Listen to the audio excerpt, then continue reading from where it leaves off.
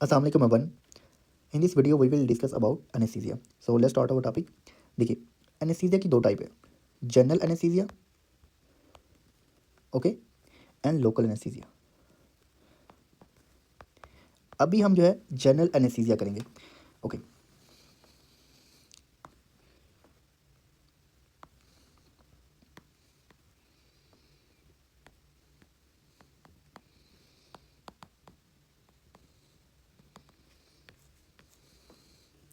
Okay, तो देखें, थोड़ा सा पहले कंसेप्ट समझ लें। तो जो एनेस्थीसिया है हम क्यों यूज़ करते हैं? बेसिकली जो एनेस्थीसिया ना, इसमें ड्रग्स हैं, ठीक है। ये ड्रग्स होती हैं जिनको हम पेशेंट को जो है कॉन्शियस स्टेट से अनकॉन्शियस स्टेट में जो होता है लेके जाने के लिए हम यूज़ करते हैं, ओके। अभी आप देखें, कुछ जो है अभी हम जनरल एनेस्थीसिया करेंगे, ओके। तो देखें, सबसे पहले इसकी डेफिनेशन क्या है? तो देखें, drug induce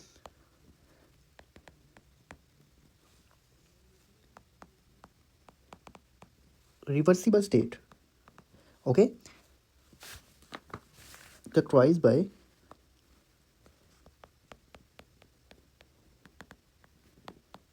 triad of, okay. तो यहाँ पे देखिए, इसकी डेफिनेशन को आप समझें, ठीक है। ट्राइएड होता है इसके अंदर एक तो हमारे पास होता है पेशेंट होता है, हम उसको जो होता है वो सिडेशन करवाते हैं, ठीक है। पेशेंट को जो होता है अनकॉन्शियस कॉन्शियस से अनकॉन्शियस में लेके जाते हैं, ठीक है। Sedation, analgesic and muscle relaxant. अब यहाँ पे कुछ पॉइंट देखें, ये हमारे पास इसकी डेफिनेशन है कि ये ड्रग इंड्यूस रिवर्सिबल स्टेट है, ठीक है। हम ड्रग्स दे रहे हैं और ये जो स्टेट है ये जो है रिवर्सिबल स्टेट है। जब हम किसी को पेशेंट को एनेस्थीसिया देते हैं और जब सर्जरी कंप्लीट हो जाती है तो फिर उसके बाद क्या करते हैं, फिर उसके बाद जो पेशेंट है हमने उसके रिवर्सल जो होता है उसको हम जो होता है वो एक्सटूबेट कर देते हैं पेशेंट को, और उसके रिवर्सल एजेंट जो है वो पेशेंट को हम दे देते हैं, ठीक है। ताकि जो पेशेंट है वो जो दोबारा अनकॉन्शियस है वो कॉन्शियस स्टेट में आ जाए, ओके। तो ये देखें, drug induced reversible state, okay, characterised by triad. इसमें ट्राइएड किसका होता है? सिडेशन का। सिडेटिव अफेक्ट होता है। कुछ हम ड्रग्स देते हैं जो पेशेंट को कॉन्शियस से अनकॉन्शियस में ले जाती हैं, ठीक है। तो वो कौन सी ड्रग्स हैं वो हमारे पास, वो भी हम पढ़ते हैं अभी, ठीक है। और हमने क्या करना होता है, हमने मसल रिलैक्सेंट देने होते हैं। ये हम क्यों देते हैं? तो देखें, जब हम सर्जरी कर रहे होते हैं तो हमें मसल जो होते हैं वो रिलैक्स चाहिए। अगर मसल कॉन्ट्रैक्ट होंगे तो हम सर्जरी नहीं कर पाएंगे, एक तो ये रीज़न। सेकंड जो होता है, हमने जब पेशेंट की सर्जरी करते हैं और मसल अगर पेशेंट के कॉन्ट्रैक्ट होंगे, जब इंटूबेट करते हैं तो उस टाइम मसल जो होते हैं वो रिलैक्स चाहिए, और हमने क्योंकि उसको वेंटिलेटर पे शिफ्ट करना होता है, अगर मसल कॉन्ट्रैक्ट होंगे तो वो प्रॉब्लम होगी, ओके। एक तो ये चीज़। सेकंड, अगर पेशेंट को थर्ड में देखें, पेशेंट को हमने अनकॉन्शियस तो कर दिया, ठीक है, लेकिन पेशेंट की पेन को हमने मैनेज नहीं किया, हमने पेन के लिए कुछ भी नहीं किया, तो पेशेंट क्या होगा, पेशेंट तो अनकॉन्शियस होगा, ठीक है, बट पेशेंट जो होगा वो पेन में होगा, जिसकी वजह से पोस्ट ऑपरेटिव प्रॉब्लम्स आ सकती हैं। तो इसलिए हमने ट्राइएड देना होता है, जिसमें पेशेंट को हमने सिडेशन भी काज करवानी होती है, एनाल्जेसिक देना होता है, मसल रिलैक्सेंट देने होते हैं। तो ये पॉइंट आपने याद रखना है, ये जनरल एनेस्थीसिया की डेफिनेशन है, ओके। अब नेक्स्ट देखें, अब हमने पढ़ने हैं इसके फेजेस। जनरल एनेस्थीसिया के फेजेस कौन से हैं, ठीक है, किस तरह से हमने इसको फॉलो करना है। अब देखें,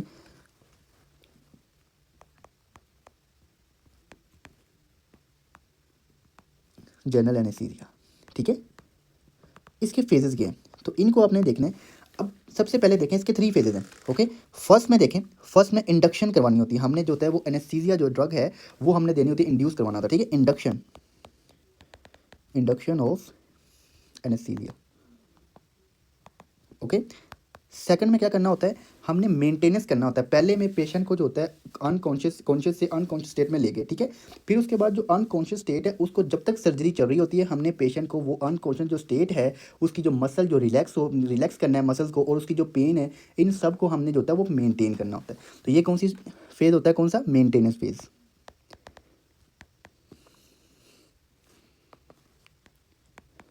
okay. Maintenance of anaesthesia, okay. और जो थर्ड स्टेज क्या होती है, जब हमने अपना काम कंप्लीट कर लिया, सर्जरी होगी, तो अब पेशेंट को जो होता है हमने जो होता है पेशेंट के जो रिवर्स करना होता है पेशेंट की, ठीक है। पेशेंट को अनकॉन्शियस से कॉन्शियस में लेके आना होता है, ओके। और पेशेंट की हमने बाकी जो होता है मसल जो रिलैक्स किए होते हैं हमने, वो सारा सारा जो प्रोसेस है उसको हमने रिवर्स करना है। तो अब हमने रिवर्सल जो होता है उसको एक्सटूबेट करना होता है, जो हमने उसको ईटीटी पास की होती है उसको हमने रिमूव करना होता है, एक्सटूबेशन, ओके। तो ये जो हैं जनरल एनेस्थीसिया के ये 3 फेजेज हैं, ये आपको आने चाहिए। ये इनको हमने स्टेप बाय स्टेप करते हैं। सबसे पहले हम करेंगे induction of anaesthesia. First phase क्या है, इंडक्शन ऑफ एनेस्थीसिया। ओके, अभी आप देखें यहाँ पे आपने कुछ पॉइंट समझने हैं जो इंडक्शन है ना एनेस्थीसिया की। अब इससे पहले हम हमारे पास एक फेज़ होता है, एक स्टेज होती है, इसे कहते हैं प्री इंडक्शन फेज़। क्या होती है? Pre induction phase. अब इसका मैं आपको बताता हूँ, इंडक्शन फेज़। अब ये जो प्री इंडक्शन फेज़ होती है ये क्या होती है, जब पेशेंट हमारे पास ओटी में आता है तो ये उस टाइम क्या होता है, उस टाइम हमने पेशेंट को जो होता है, इस स्टेज में हमने पेशेंट के जो वाइटल्स होते हैं उनको मॉनिटर करना होता है। ठीक है, हमने पेशेंट का ब्लड प्रेशर को, हमने पेशेंट के टेम्परेचर को, पेशेंट की सेचुरेशन को, फॉर एग्जांपल पेशेंट का टेंशन, जब पेशेंट हमारे इधर आया ओटी में आया और पेशेंट ने वो सारा माहौल देखा, उसकी वजह से क्या होगा, पेशेंट का ब्लड प्रेशर जो है शूट कर गया। ठीक है, और हमने पेशेंट का ब्लड प्रेशर नहीं देखा तो उससे क्या होगा, जब इंडक्शन करेंगे, एनेस्थीसिया देंगे तो हमें कोई प्रॉब्लम हो सकती है। ओके, पेशेंट को प्रॉब्लम्स आ सकती हैं। बट ये जो फेज़ होता है इसमें हमने इसीलिए इनके वाइटल्स पेशेंट के चेक करने होते हैं, पेशेंट को पेन किलर देना होता है। ठीक है, ताकि पेशेंट जो होती है उसकी और उसको पेशेंट को एंजियोलिटिक जो होती है, हमारे पास मिडाज़ोलैम वगैरह ड्रग्स देनी होती हैं ताकि पेशेंट का जो स्ट्रेस लेवल है वो कम हो जाए। पेशेंट के वाइटल्स जो है हमने देखने होते हैं ये नॉर्मल है या नहीं, पेशेंट की हम आगे इंटूबेट का पेशेंट को जो है हम इंडक्शन जो है वो कर सकते हैं या नहीं कर सकते। ठीक है, तो ये फेज़ होती है, इसे हम कहते हैं प्री इंडक्शन फेज़। इसमें क्या करना होता है,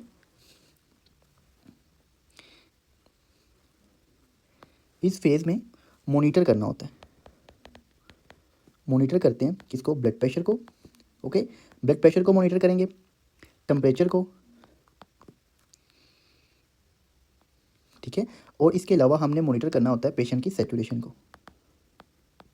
ओके, तो ये आपने जनरल सा इसको याद रखना है। और पेशेंट को हमने देना होता है, इस स्टेज पे हमने पेशेंट को जो है वो एनाल्जेसिक देने होते हैं।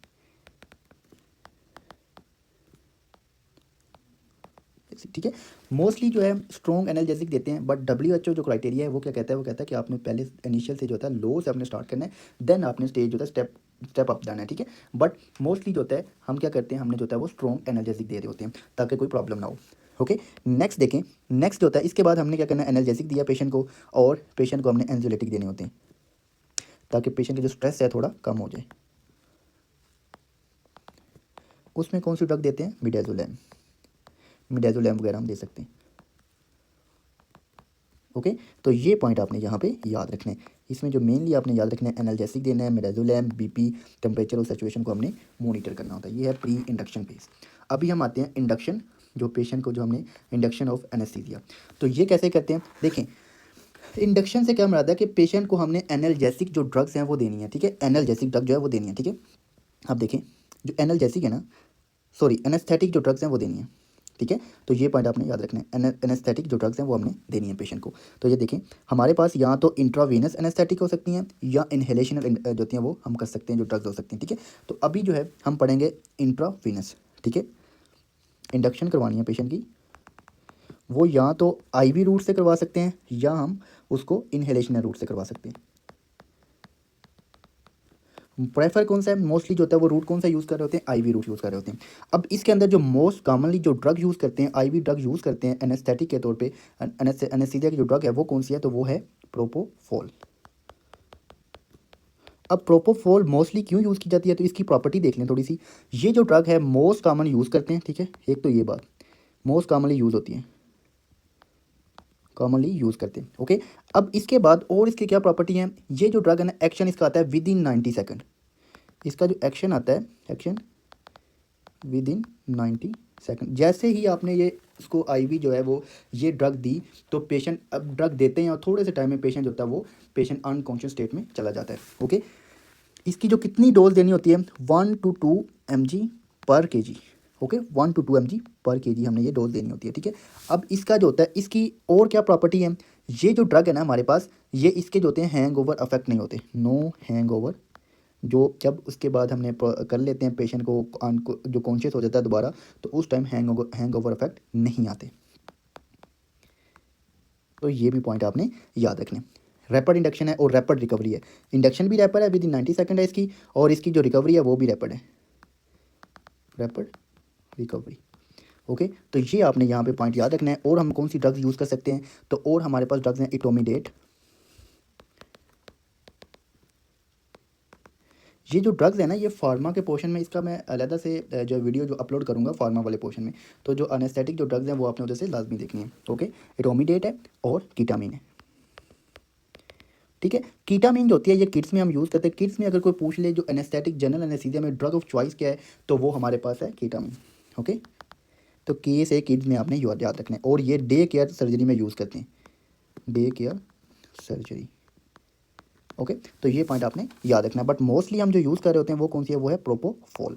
तो यहाँ तक आपने ये पॉइंट याद रखने हैं। ये हमारे पास इंट्रावीनस इंडक्शन है, ठीक है, इंट्रावीनस इंडक्शन, ठीक है। तो ये प्री इंडक्शन का जो फर्स्ट स्टेप है उसमें हमने होता है या तो आईवी या इन्हेशनल रूट से हमने पेशेंट की जो होती हैं वो पेशेंट को हमने ड्रग देनी होती है। अब इन्हेशनल जो होता है हमारे पास इन्हेलेशनल रूट में कौन सी ड्रग्स हैं, तो वो भी आप देख लें। वो हमारे पास जो ड्रग्स हैं आइसोफ्लोरेन, ठीक है, यह हमारे पास हेलोथेन और सीवोफ्लोरेन। ओके, ये ड्रग्स यूज़ करते हैं। बट मोस्ट कॉमनली जो हम ड्रग यूज़ करते हैं, अगर हमने इन्हेशनल रूट में हमने यूज़ करनी है, इन्हेलेशनल रूट में पेशेंट को इंडक्शन जो है वो करवानी है, तो हम जो मोस्टली यूज़ करते हैं वो सीवोफ्लोरेन यूज़ करते हैं, ठीक है। सीवोफ्लोरेन यूज़ करते हैं। और मेंटेनेंस में हम कौन सी ड्रग दे रहे होते हैं ड्यूरिंग सर्जरी, तो वो ड्रग है हेलोथेन। तो ये भी आपने पॉइंट याद रखना है। ओके, अब यहाँ पे देखें, हम इसको यूज़ नहीं करते। इसकी रीज़न क्या है, एसोफ्लोरेन मोस्टली यूज़ नहीं की जाती, क्योंकि ये जो हमारे इसकी प्रॉपर्टी क्या होनी चाहिए, जो इन्हेलेशन रूट में ड्रग देनी है वो स्वीट स्मेल होनी चाहिए, चुभनी नहीं चाहिए। बट जो आइसोफ्लोरेन है ये पंजेंट जैसे होती है ना हमारे पास गैस है, ठीक है, ये मीन चुभती है ये वाली, ठीक है। तो ये इसलिए हम यूज़ नहीं करवाते मोस्टली कंडीशन में, ठीक है। तो ये पॉइंट आपने यहाँ पे याद रखना है। अब सीवोफ्लोरेन मोस्ट कॉमनली ये यूज़ करते हैं, ठीक है। इसके बाद फिर हमने इस मेंटेनेंस में जब अब नेक्स्ट फेज़ आएगा मेंटेनेंस, तो उसमें हम कौन सी यूज़ कर रहे होते हैं, वो हेलोथेन यूज़ कर रहे होते हैं। और ये किन को यूज़ करवाते हैं, ये वाली ड्रग्स जो होती हैं ये हम यूज़ करवाते हैं मोस्टली जो होती हैं वो चिल्ड्रन में यूज़ करते हैं, ठीक है, क्योंकि वो जो होती हैं आईवी से जो डरते हैं तो वो नहीं लगवाते, तो इसलिए हमने ये यूज़ करवाते हैं चिल्ड्रन। ओके, और जो नीडल जिनको फोबिया होता है नीडल से, नीडल फोबिक होते हैं, उनको भी यूज़ यही करवाते हैं, ठीक है, फोबिक्स होते हैं।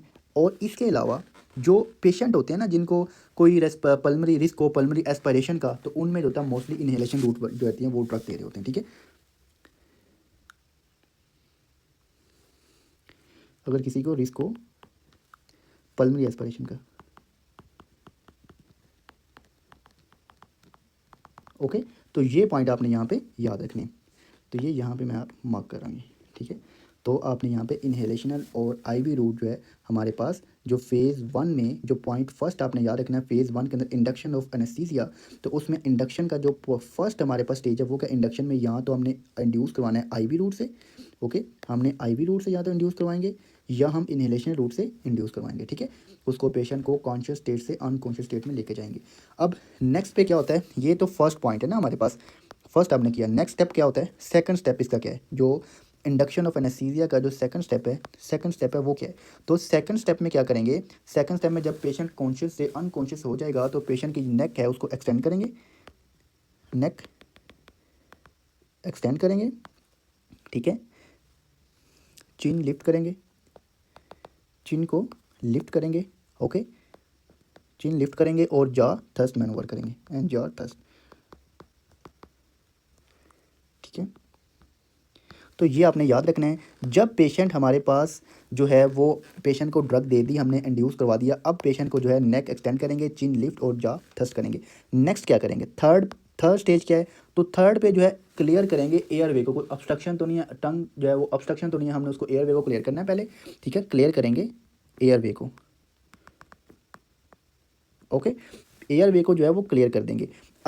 अब जो है यहाँ पे कुछ बुक्स जो है वो पॉइंट ये मिस करती हैं, तो ये आपने मिस नहीं करना। ये क्या है, ये बैग मास्क वेंटिलेशन। अब ये क्यों करते हैं इसकी देखें, ये पेशेंट जब हमारे पास कॉन्शियस से अब पेशेंट अनकॉन्शियस स्टेट में चला गया, ठीक है, और उसके अब क्या है, अब उसके लंग जो है वो वर्क नहीं करेंगे, तो उसके लिए हमने क्या करवाना है, हमने पेशेंट को मैकेनिकल वेंटिलेशन पे रखना है। तो जब पेशेंट को हम मैकेनिकल वेंटिलेशन पे रखना है तो हमने पेशेंट को जो है वो पेशेंट की अब हमने मसल रिलैक्स करके तो फिर ही हमने ईटीडी पास करनी है, हम कॉन्टैक्ट मसल पे तो नहीं कर सकते ना, ठीक है। तो पहले हमने क्या करना है, पेशेंट को जो है पहले उसका फेस जो हमारे पास मास्क वेंटिलेशन है, इससे जो ऑक्सीजन है उसकी जो हमारे पास थोड़ा उसकी सेचुरेशन उस थोड़ा लेवल बॉडी के अंदर ज़्यादा कर लेना है बैग मास्क वेंटिलेशन से, ठीक है। जैसे ही ये लेवल थोड़ा ज़्यादा हो जाएगा तो फिर हमने आना है ये थर्ड फोर्थ और फिफ्थ पे हमने आना है। तो फिर हमने क्या करना है, फिर हमने उसको मसल रिलैक्सन देने हैं। जैसे ही मसल रिलैक्सन देंगे तो अब उसका सांस तो नहीं आएगा, ठीक है, तो अब उसके मसल तो वर्क नहीं करेंगे, तो मसल रिलैक्सन देने हैं पेशेंट को। देखें, मसल रिलैक्सेंट, मसल रिलैक्सेंट में कौन सी ड्रग देते हैं ये मैं आपको बताता हूँ, ठीक है। सक्सामिथोनियम। सक्सामिथोनियम पेशेंट को ये है जो है ये हम ड्रग देंगे। जैसे ही ये ड्रग देंगे तो अब पेशेंट को सांस नहीं आएगा। अब हमने क्या करना है, फॉर ही लरिंजियोस्कोप की हेल्प से हमने 6 पे क्या करना है, लरिंजियोस्कोपी करनी है पेशेंट की, ठीक है। लरिंजियोस्कोप की हेल्प से हमने पेशेंट को जो है वो ईटीटी जो है वो पास कर देनी है, ठीक है। एंडोट्रेकियल ट्यूब जो है वो पास कर देनी है। ओके, तो ये पॉइंट आपने यहाँ पे याद रखने हैं। 8 पे हमने क्या करना है, जब भी हमने पास कर देनी है तो ये जो ट्यूब है हमने जब डाली है तो हमने जो है उसको वेंटिलेशन के साथ उसको कनेक्ट कर देना है, ठीक है। तो यहाँ पे आप कुछ पॉइंट देख लें। मैंने आपको फर्स्ट पे बताया कि जो इसका जो फेज़ है प्री, जो हमारे पास इंडक्शन ऑफ एनेस्थीसिया है, इसमें सबसे पहले आपने ये याद रखना है प्री इंडक्शन फेज़ क्या होता है, ये भी आपने यहाँ पे याद रखना है प्री इंडक्शन फेज़ क्या होता है। ओके, नेक्स्ट आपको पता होना चाहिए इंडक्शन में सबसे पहले हमने आईवी या इनहेलेशनल रूट से हमने जो एनेस्थेटिक जो ड्रग है वो देना है ताकि पेशेंट जो है कॉन्शियस स्टेट से अनकॉन्शियस स्टेट में चला जाए। ओके, नेक्स्ट में नेक को एक्सटेंड करेंगे, चिन लिफ्ट करेंगे, जॉ थ्रस्ट करेंगे और फिर एयरवे को क्लियर कर देंगे। एयरवे जब क्लियर होगी, हमें पता चलेगा एयरवे क्लियर है, तो अब बैग मास वेंटिलेशन करेंगे ताकि उसका जो ऑक्सीजन का बॉडी का जो लेवल है वो इंक्रीज़ हो जाए। जब लेवल इंक्रीज़ हो जाएगा तो जब हम ये ड्रग देंगे ना हमारे पास मसल रिलैक्सेंट, तो अब उसको सांस नहीं आएगा। तो जब हमने पहले ही उसका ऑक्सीजन का लेवल इंक्रीज़ किया होगा कुछ ना कुछ, तो उसको जो है वो प्रॉब्लम नहीं होगी। तो फिर हम क्या करेंगे, फिर लरिंजियोस्कोप की मदद से पेशेंट को ईटीटी जो है वो पास कर देंगे और फिर उसके बाद वेंटिलेशन के साथ उसको कनेक्ट कर देंगे। और वेंटिलेशन में हमने क्या करना होता है, हमने पॉजिटिव एंड एक्सपायरेटरी प्रेशर उसको मेंटेन करना होता है, फ्रैक्शनल इंस्पायरेशन ऑफ ऑक्सीजन को मेंटेन करना होता है और इसके अलावा हमने हमने जो है इसके अलावा प्रेशर को कंट्रोल करना होता है। ओके, तो ये जो पॉइंट्स हैं ये पॉइंट आपने याद रखने हैं। तो ये था हमारे पास जनरल से मैंने आपको बता दिया। ये जो अगर आपने इतना ही याद रखेंगे, इतना अपने नोट्स में लिख लेंगे तो ये मोर देन इनफ है। ओके, तो बाकी जो है नेक्स्ट हमारे पास जो इसका सेकंड फेज़ है मेंटेनेंस, और इसके बाद इसका जो थर्ड है हमारे पास लाइक वो कौन सा फेज़ है, वो हमारे पास जो है रिवर्सल एंड एक्सटुबेशन, वो हम सेकंड वीडियो में करेंगे। Thank you so much.